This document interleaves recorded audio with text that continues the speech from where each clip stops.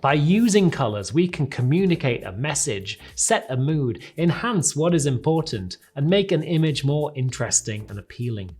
The first thing that the brain perceives when it looks at an image are the colors, which instantly set the mood and the message. That is why it is important to choose the right colors and to know how many to use as well. When printing images, the three main colors, also known as the print primary colors, are yellow, cyan, and magenta. The secondary colors are created by combining those three main colors. Mixing magenta and yellow will give you red, mixing magenta and cyan will give you blue, and mixing yellow with cyan gives you green. Of course, in school we're all taught that the primary colors are instead red, yellow, and blue, and these are called the natural primaries. And, well, they're another of three types of primary colors that you'll encounter. Natural primaries are the ones for painting and are determined on a biological basis, which produce black when combined together. But these are rarely used in a designing context, so, go ahead and throw that old learning at school out of the window. A third type of primary colors are monitor primary colors, also known as RGB. These are based on light, and combining these primaries will give you white instead. Colors used for print use the same principle as the monitor colors, but are based on a subtractive method, also known as CMYK. Cyan, magenta, yellow, black.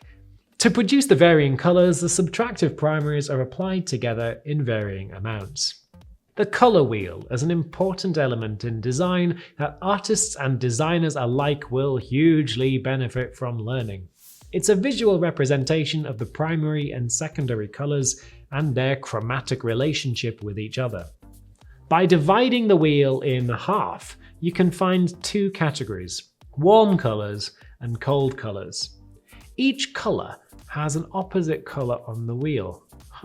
These are called complementary colors because using them together in a design will give you the highest possible color contrast, which you can use in many different situations.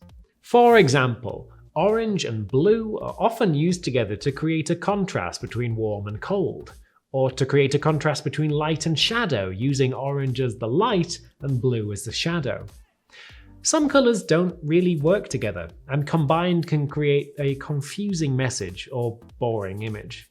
Certain colors can be said to communicate certain emotions tied to our biological relationships with colors in the natural world. Red is associated with passion or anger, as it's believed looking at a color of blood can raise the heart rate. Blue does the opposite, decreasing the heart rate and giving a feeling of calmness or sadness, much like a vast open sky or calm open waters. Yellow gives a feeling of happiness, associated with sunny days. When choosing a color palette for most mainstream designs, it's recommended that only 3 to 4 colors are used in total, and only 1 or 2 of them should be dominant. When choosing colors, it's best to follow the color wheel.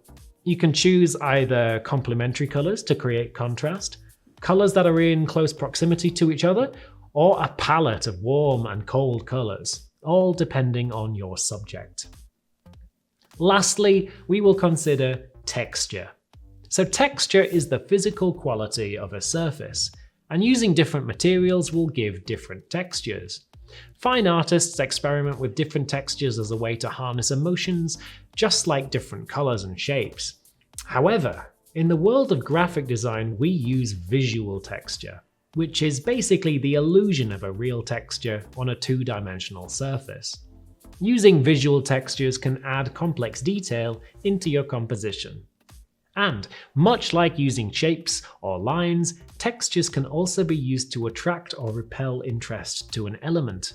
For instance, if you were creating an advert for pain medication, and you decide to use a texture that resembles bone, spine on an illustration of a person's back, that adds emphasis to the visceral representation of the back pain itself.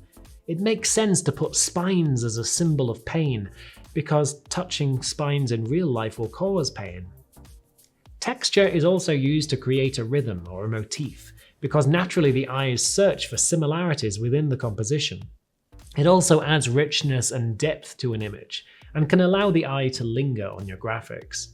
So, From using textures to add emphasis and definition, shapes and lines to lead focus and attention, and colors to affect tone and emotion, these are the basic elements in the design of an image. A combination of some or all of these elements is critical in any visual creation, and digital design is no exception. Being able to identify these building blocks of visual design is one thing, but being able to put this knowledge into practice, well, that's essential in order to create good quality work.